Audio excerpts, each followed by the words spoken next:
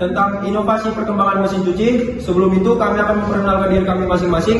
Nama saya Joshua Purba, NPM 2410164. Nama saya Muhammad Iqbal Bayaki, NPM saya 2410163. Nama saya Fitri Ramadhani, NPM saya 2410162. Nama saya Fajar Putra, NPM 2410161. Nama saya Ahmad Iksan, NPM 2410165. Selanjutnya, materi tentang latar belakang inovasi perkembangan mesin cuci akan dijelaskan oleh saya. Baik, materi pertama yaitu latar belakang dari mesin cuci. Mesin cuci pertama kali ditemukan pada tahun 1937. Mesin cuci bukan dengan box yang dipajang secara horizontal. Nah, mesin cuci mulai berkembang pada tahun 1980-an. Mesin cuci ini awalnya dia bukan langsung bisa modern seperti sekarang. Mesin cuci awalnya dia menggunakan tangan atau menggunakan alat-alat yang tradisional yang lain, yang dibandingkan dengan sekarang yang menggunakan mesin atau peralatan yang lain. Kita lanjut ke gambar dari mesin cuci tersebut atau bagian-bagian dari mesin cuci. Yang pertama itu ada modul, ada rangka, ada diri mesin, outlet, water pump, inlet, tabung, dinamo, dan fanlet. Dan semua ini memiliki fungsi dan kegunaannya. Yang pertama itu bak pengujian. Bak pengujian itu berfungsi untuk tempat pencucian pakaian.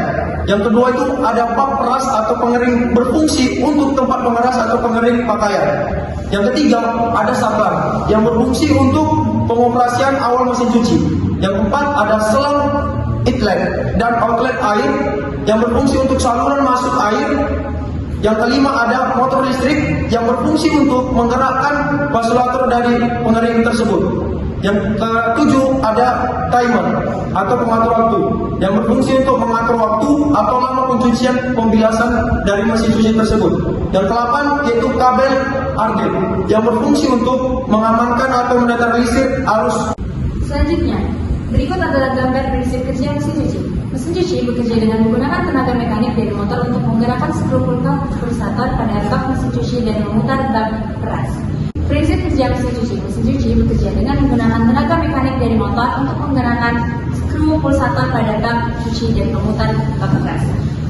Ada 3 tahap pengerjaan pada mesin cuci, yaitu tahap pencucian, tahap pembilasan, dan tahap pengeringan. Pada tahap pencucian selain harus diperhatikan kapasitasnya, perlu juga diperhatikan fungsinya. Tahap pencucian yang perlu diperhatikan adalah pemisahan materi pakaian putih, luntur, dan keras, pemberian air sesuai kapasitas, memberikan tekanan deterjen yang sesuai, dan yang terakhir adalah menyetar waktu cuci atau pengoperasian. Proses pencucian seluruhnya dikerjakan dan dioperasikan oleh mesin cuci. Penggunanya hanya cukup menutup dan mengoperasikannya. Dalam proses ini mesin cuci akan berputar dan ditunjang menggunakan lembung air dan semprotan air sehingga gerakannya mirip orang yang meremas. Setelah proses pencucian selesai, maka proses selanjutnya adalah fase kedua, yakni pembilasan. Klasifikasi proses pembentukan merupakan salah satu proses manufaktur untuk dihasilkan produk dengan cara memberikan deformasi praktis pada material kerja tanpa dihasilkan legam. Terdapat bermacam-macam jenis proses pembentukan untuk mudah dipahami. Proses pembentukan diklasifikasikan sebagai berikut. 1. Pembentukan berdasarkan temperatur. Pengerjaan panas atau working. Proses pembentukan dilakukan pada daerah temperatur rekristalisasi.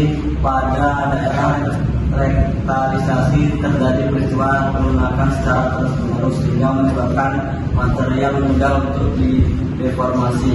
Karena sifat material tersebut bulat dan relatif lebih lunak, maka tidak dibutuhkan gaya yang terlalu besar untuk mendeformasi material. Kedua, pembentukan berdasarkan gaya pembebanan. Pembentukan dengan tekanan bekerja tegangan tekan, contohnya penempatan forging dan pengerolan.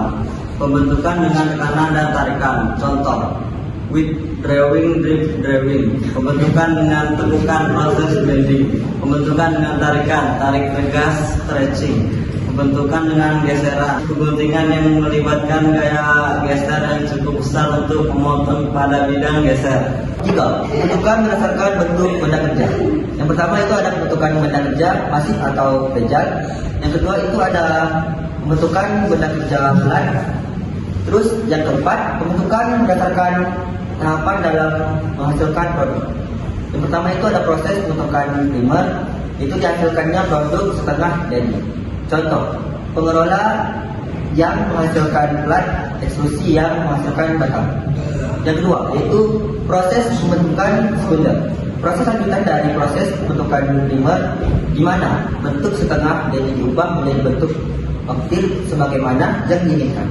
Contoh, penarikan kawat yang diproses menjadi diameter yang lebih kecil, penarikan plat menjadi tabu. Sejarah perjalanan mesin cuci. Pada 1767, ilmuwan Jerman bernama Jacob Christian Schäfer menemukan mesin cuci. Mesin cuci masih terdiri dari tangki kayu dan tuas pemutar kayu. Cara kerjanya adalah dengan menuangkan air panas ke dalam tangki, memutar tuas untuk mencuci pakaian, dan kemudian memerasnya di antara dua kayu. Tetapi mesin cuci bertenaga manusia yang manual sejak awal masih tetap digunakan hingga awal 1900-an. Baiklah, kesimpulan dari inovasi perkembangan mesin cuci ini, mesin cuci merupakan salah satu produk elektronik yang memiliki beberapa komponen untuk menjadikan sebuah mesin cuci yang dapat digunakan. Contoh dan monitornya yaitu water implant, valve, drain hose. Semua komponen tersebut dalam pembuatannya menggunakan proses manufaktur. PCB atau print curd board dan kabin tabu dalam mesin cuci ini merupakan komponen mesin cuci yang memiliki fungsi yang berbeda. Dalam pembuatannya, PCB dibuat tentang bahan dasar filter. Baiklah, adanya pilihan bahan baku proses pembentukan dan pembuatan PCB merupakan kabin tabu membuat suatu pilihan yang dinamakan jalan alternatif. Jalan alternatif tersebut akan sangat mempengaruhi kualitas dari suatu produk yang dihasilkan. Bahan yang bagus dan proses yang rumit biasanya akan menghasilkan suatu produk yang dinilai sangat tinggi, begitu juga sebaliknya. Sekian hasil presentasi dari kelompok 4. Bila ada salah kata, kami mohon maaf dan kami ucapkan terima kasih. Wassalamualaikum warahmatullahi wabarakatuh.